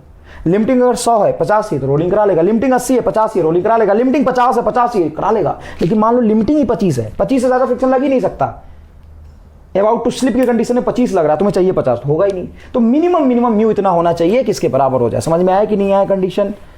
मैक्सिमम म्यू तो कुछ भी रख लो, कोई दिक्कत नहीं है। मैक्सिमम लिमिटिंग फ्रिक्शन है 10,000 न्यूटन, चाहिए 50 न्यूटन, तो करा लेगा यार प्योर रोलिंग मोशन। समझ में आया कि नहीं है। तो प्योर रोलिंग मोशन के लिए म्यू मिनिमम इतना होना चाहिए। mg से mg काट दो, तो म्यू मिनिमम का जो वैल्यू है वो आ जाएगा तेरा g, इधर जाएगा साइन बटा cos tan theta, g tan theta divided by 1 plus R square by K square. Clear है क्या। तो यहां पे हमने अभी क्या क्या निकाला है, तो हमने बहुत सारी चीजें निकाली। हमने प्योर रोलिंग मोशन की कंडीशन में सेंटर ऑफ मास का नेट एक्सीलरेशन निकाला है, प्योर रोलिंग मोशन की कंडीशन में हमने फ्रिक्शन निकाला है, प्योर रोलिंग मोशन की कंडीशन में हमने मिनिमम कोएफिशिएंट ऑफ फ्रिक्शन निकाला है, प्योर रोलिंग मोशन के कंडीशन में टाइम कितना लगेगा नीचे आने में वो भी निकाल लेते हैं। चलो यहां पे ध्यान से देखना, जो इंपॉर्टेंट रिजल्ट है उसको मैं लिख रहा हूं, राइट। सबसे पहले क्या लिखूं, तो सबसे पहले मैं लिखूंगा एक्सीलरेशन। प्योर रोलिंग मोशन में सेंटर ऑफ मास का जो एक्सीलरेशन है, जिस एक्सीलरेशन से नीचे आएगा वो एक्सीलरेशन हमने निकाला था, याद करिए, ACM G sin theta divided by 1 plus K square by R square. याद आया भाई, अल्फा इज इक्वल टू हो जाएगा A बाई आर। तो ACM यहाँ निकाला हुआ है, R से डिवाइड कर दो, अल्फा हो जाएगा, कोई खास बात नहीं है। फ्रिक्शन कितना निकाला था, याद रहना चाहिए, mg sin theta divided by 1 plus R square by K square. उल्टा हो जाता है बेटा, ये आर के स्क्वायर भी आर स्क्वायर है, ये are square by K square हो जाता है। म्यू मिनिमम कितना चाहिए, तो म्यू मिनिमम चाहिए जी tan थीटा। देखो म्यू डायमेंशनलेस होता है बेटा, कभी एम मत लगा देना। जी, एक मिनट, जी तो कट गया था, tan theta divided by 1 plus K square by R square. अरे भाई जी तो कट गया था ना, नहीं आता तो अभी लिख देता हूँ, देख इधर, mg sin theta divided by 1 plus R square by K square is equal to लिख दे mg cos थीटा। तो बता, mg से mg कटा ना, और cos उधर जाएगा तो sin बटा cos क्या बनेगा, tan, कोई खास बात नहीं। तो म्यू मिनिमम की वैल्यू इतनी होनी चाहिए, ठीक है। अब आगे देखो, प्योर रोलिंग मोशन में जो काइनेटिक एनर्जी होता है उसका फॉर्मूला याद करो। तो प्योर रोलिंग मोशन में जो काइनेटिक एनर्जी होता है टोटल, वो translational plus kinetic energy rotation के बराबर होता है। नहीं समझ आया, ट्रांसलेट भी कर रहा है तो कुछ ट्रांसलेशनल काइनेटिक एनर्जी होगा, रोटेट भी कर रहा है तो रोटेशनल काइनेटिक एनर्जी होता है, और वो किसके बराबर होता है, टोटल काइनेटिक एनर्जी के बराबर होता है। चलो ठीक है, अब यहाँ से हाफ mvcm का होल स्क्वायर तुम्हारा ट्रांसलेशन आ गया, half I centre of mass के अबाउट आई एंड ओमेगा हर पॉइंट का कांस्टेंट होगा रोटेशन की वजह से, तो रोटेशनल काइनेटिक एनर्जी आ गई ये, और ये आ गया तेरा ट्रांसलेशनल काइनेटिक एनर्जी। दोनों को ऐड करोगे तो जो टोटल काइनेटिक एनर्जी है वो बन जाएगा बेटा हाफ mvcm। यहाँ से कॉमन निकाल लो सर, यहाँ से कॉमन निकालेंगे तो 1 बचेगा, लेकिन यहाँ पे कहाँ है, तो आई को लिख लूंगा ना बेटा m के स्क्वायर, आई को क्या लिखूंगा m के स्क्वायर, तो m बाई 2 बाहर आ गया, और ओमेगा को लिखूंगा v square by R square, तो क्या बचेगा बता, k square by R square. Clear है, इसको नीचे ले जाओ, और ये क्या बचेगा, ट्रांसलेशनल काइनेटिक एनर्जी। ये क्या है, टोटल काइनेटिक एनर्जी। तो देखो ट्रांसलेशनल काइनेटिक एनर्जी बटा टोटल लिखो, देख इधर, ये के ट्रांसलेशन वाला, और इसके नीचे टोटल लिख देता हूं, काइनेटिक एनर्जी क्या लिख देता हूं, टोटल इज इक्वल टू 1 बटा 1 plus K square by R square. मान लो कि अगर इंक्लाइन प्लेन स्मूथ है, क्या भाई स्मूथ है, तो उसका एक्सीलरेशन कितना होता है, जी साइन थीटा। अच्छा, अगर इस इंक्लाइन प्लेन ऐसे समझो कि बॉडी स्लिप करेगा, यहाँ पे क्यूबिकल ब्लॉक रख दिया, एंगल ऑफ इंक्लिनेशन कितने एंगल पे स्लिप करना शुरू करता है, तो mu is equal to tan theta पे स्लिप करना शुरू करता है। आपने NLM में पढ़ा होगा एंगल ऑफ रिपोज, ठीक है ना, तो उसको अलग रखो। बस ये समझो कि यहाँ पे अगर ये स्मूथ होता तो जी साइन थीटा एक्सीलरेशन होता, देखो जी साइन थीटा। अगर ये रफ है और प्योर रोलिंग मोशन कर रहा है तो जी साइन थीटा बटा एक टर्म है, और वो टर्म एग्जैक्टली काइनेटिक एनर्जी वाले टर्म के जैसा, देखो जी साइन थीटा डालो 1 बटा 1 plus K square by R square, यहाँ देखो 1 बटा 1 plus K square by R square, मतलब ये दोनों टर्म कॉमन दिखाई दे रहा है।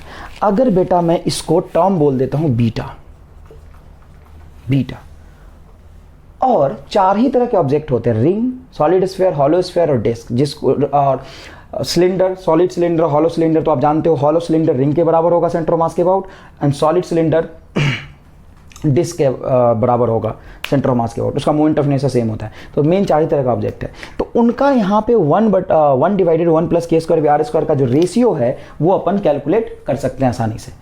कैसे कैलकुलेट कर सकते हैं, तो बीटा की वैल्यू डिफरेंट डिफरेंट ऑब्जेक्ट के लिए आप निकाल सकते हैं। तो देखिए, अगर मैं रिंग के लिए बात करूं और वो बीटा की वैल्यू अगर मुझे याद हो जाता है, तो यहाँ पे काइनेटिक एनर्जी ट्रांसलेशन बटा टोटल का रेशियो भी याद हो जाएगा, और ये वाला भी आंसर फटाक से आ जाएगा। तो मैं एक बार निकालता हूँ, रिंग के लिए बताओ रेडियस ऑफ जायरेशन कितना होता है 1, तो यहाँ पे बीटा क्या आ जाएगा, देखो बीटा आ जाएगा तुम्हारा 1/2। कैसे 1 रखो कि रेडियस ऑफ जायरेशन की वैल्यू होती है के बराबर आर, तो क्या रखोगे यहाँ पे आर स्क्वायर बटा आर स्क्वायर, तो 1 हो जाएगा, 1/1 क्या हो गया 2, तो बीटा इज इक्वल टू 1/2।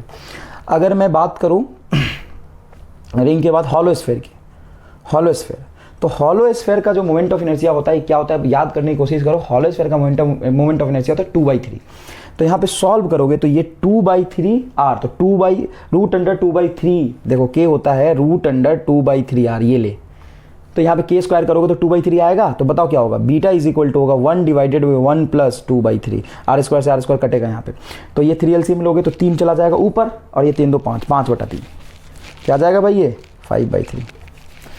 अब यहाँ पे देखो, सिमिलरली डिस्क के लिए कैलकुलेट करोगे तो ये बीटा आ जाएगा बेटा तुम्हारा 2/3, और कैलकुलेट कर सकते हो, ये कोई खास बात नहीं है। और सॉलिड स्फीयर के लिए निकालोगे तो बीटा आ जाएगा तुम्हारा 5/7। 5/7 सही है क्या? एक बार निकाल के देख लेते हैं।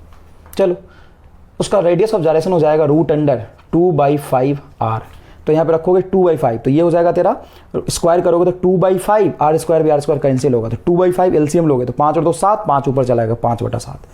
ठीक है, तो ये टर्म याद होने से फायदा ये होगा कि ट्रांसलेशनल काइनेटिक एनर्जी बटा रोटेशनल काइनेटिक एनर्जी तुम्हें याद हो जाएगा।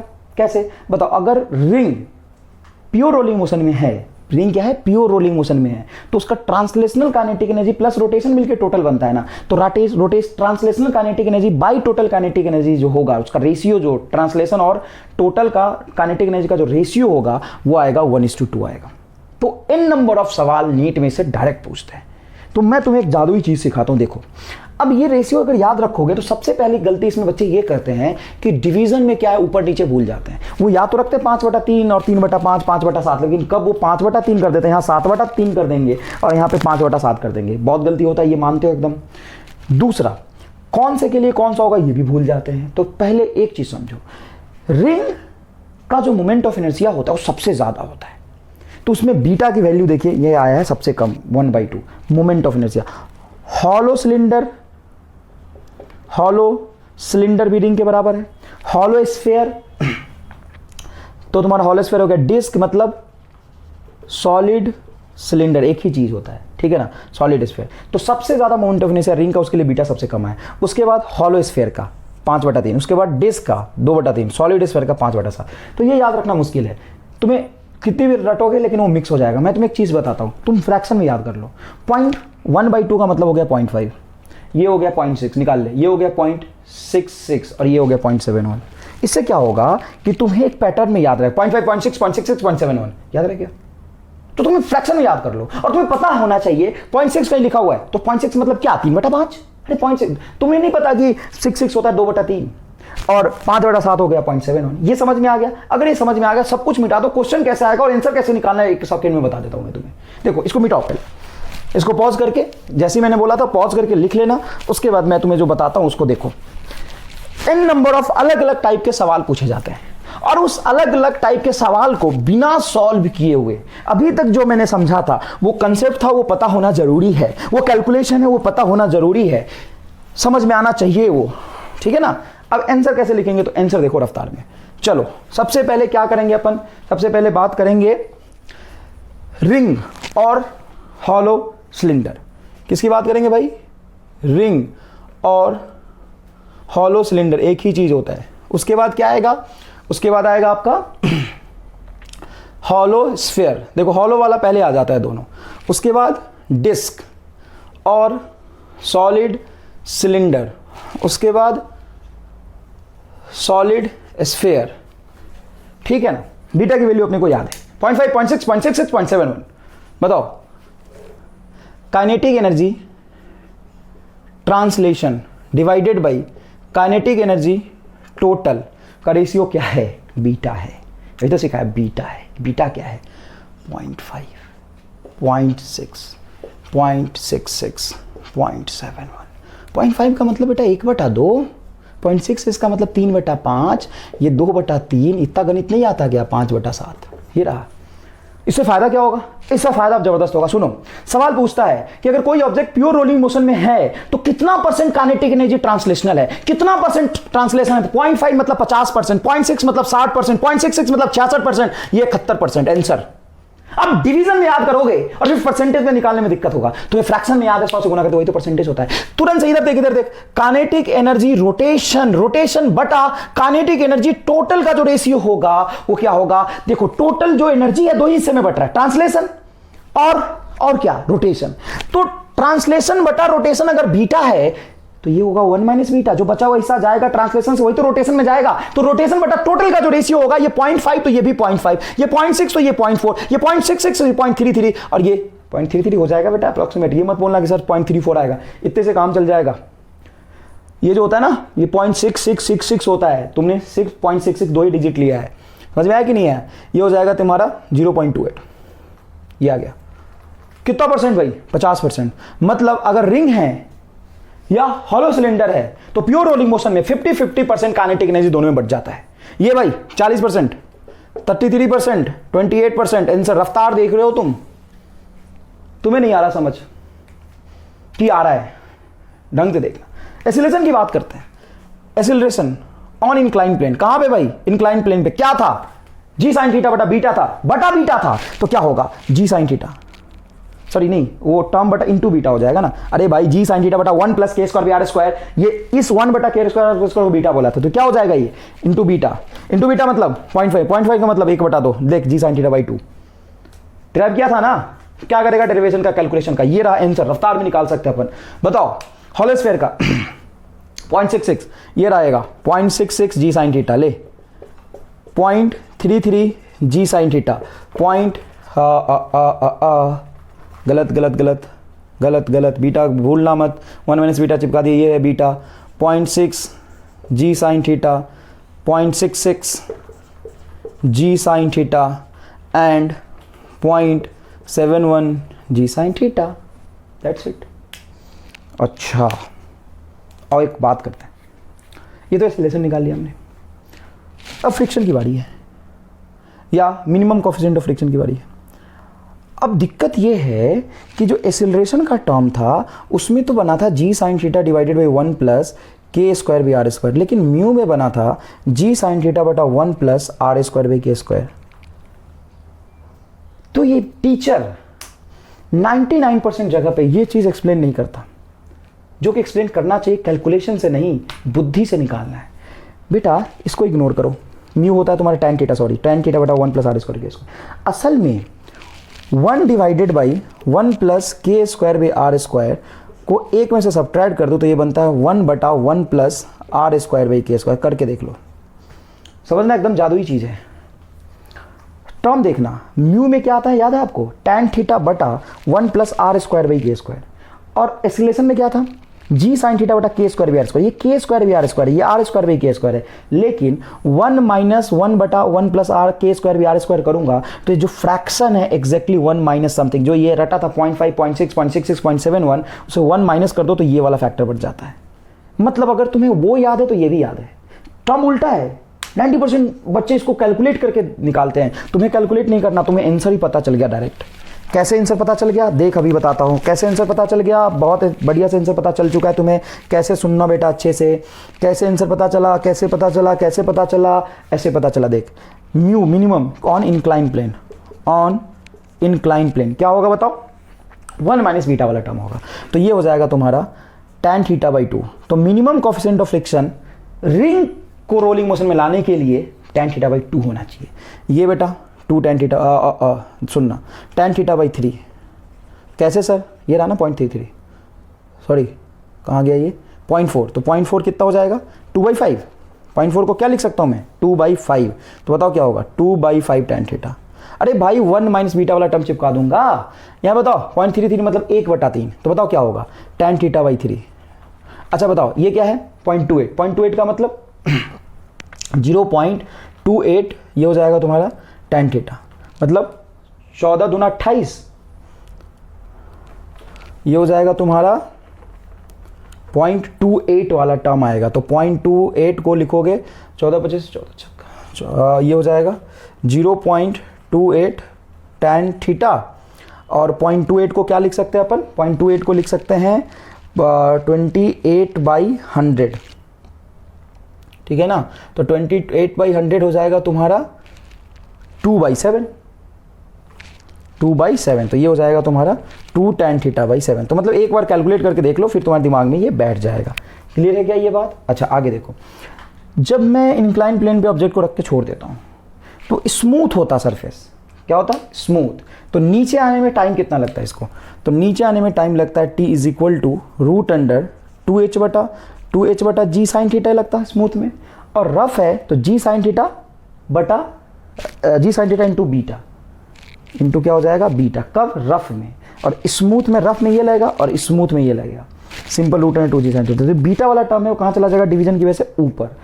तो यहाँ पे समझना यहां पे समझना कि टाइम ऑन स्मूथ बटा time on rough incline plane का अगर रेशियो देखूं मैं तो वो क्या हो जाता है, स्मूथ बीटा टाइम्स हो जाता है, मतलब एक से कम आएगा ना, रूट बीटा टाइम्स हो जाएगा। बताओ अगर मैं एक रिंग को, सॉलिड स्फीयर को, हॉलो स्फीयर को और डिस्क को छोड़ के रिलीज कर देता हूं तो सबसे ज़्यादा एक्सीलरेशन किस में प्रोड्यूस होगा, सबसे ज़्यादा एक्सीलरेशन प्रोड्यूस होगा सॉलिड स्फीयर में। तो सबसे पहले ग्राउंड पे कौन पहुंचेगा, सॉलिड स्फीयर। ये बहुत फेवरेट सवाल है कि अगर मैं ऑब्जेक्ट को रख के छोड़ देता हूं तो सबसे पहले नीचे कौन पहुंचता है, सॉलिड स्फीयर, उसके बाद डिस्क, उसके बाद हॉलो स्फीयर, उसके बाद रिंग। सबसे लेट पहुंचेगा रिंग, क्योंकि रिंग का एक्सीलरेशन क्या बनेगा, जी साइन थीटा बाई 2, मतलब 0.5 जी साइन थीटा, और ये क्या बनेगा 0.71 जी साइन थीटा। तो सबसे ज़्यादा एक्सीलरेशन किसका बन रहा है, सबसे ज़्यादा एक्सीलरेशन बन रहा है सॉलिड स्फीयर का। तो सबसे पहले कौन पहुंचेगा, सॉलिड स्फीयर, ठीक है ना। तो time on a smooth incline plane divided by time on a rough incline plane का रेशियो होगा रूट बीटा इज टू 1, मतलब रफ इंक्लाइन प्लेन में टाइम ज़्यादा लगेगा। देखो ना, स्मूथ होता है तो सीधा जी साइन थीटा से आ जाएगा, रफ होगा तो जी साइन थीटा बाई 2 से आएगा।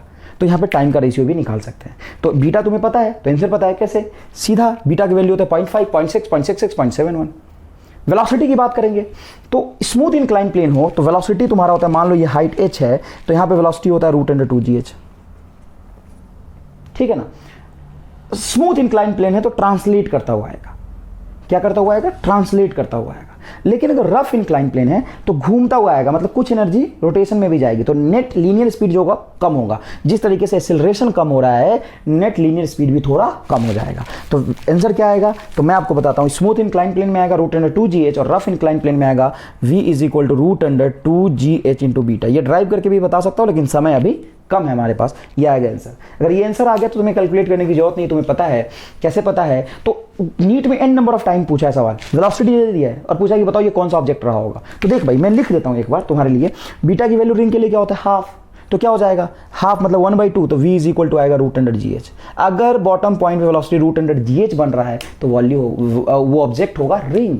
यहाँ पे देख बेटा वेलोसिटी क्या होगा 2gh, बीटा की वैल्यू क्या रखेगा, तो बीटा की वैल्यू रखेगा 0.6 मतलब 3/5, मतलब हो जाएगा 6gh/5। देख इन नंबर ऑफ टाइम्स पूछा है, वेलोसिटी बता दिया है, बताओ कौन सा ऑब्जेक्ट होगा, हॉलो स्फीयर होगा अगर वेलोसिटी √6gh/5 बन रहा है। तो यहाँ पे देखो इसी तरीके से पूरा रोलिंग मोशन और इंक्लाइन प्लेन खत्म हो जाएगा। एक टेबल बना दूंगा मैं, बोर्ड मेरे पास छोटा है, रिसोर्सेज कम है, अगर रिसोर्सेज हो तो मैं टेबल बना के दे देता हूँ बच्चे को, और बच्चा प्योर रोलिंग मोशन और इंक्लाइन प्लेन का सवाल बिना कलम उठाए सवाल देख के सीधा ऑप्शन पे हाथ रखता है।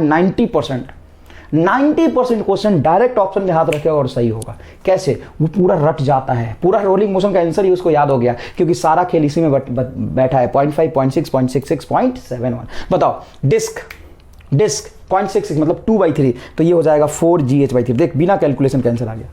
आगे देखो सॉलिड स्फीयर सॉलिड स्फीयर 0.71 मतलब 5/7, तो हो जाएगा तुम्हारा 10gh/7।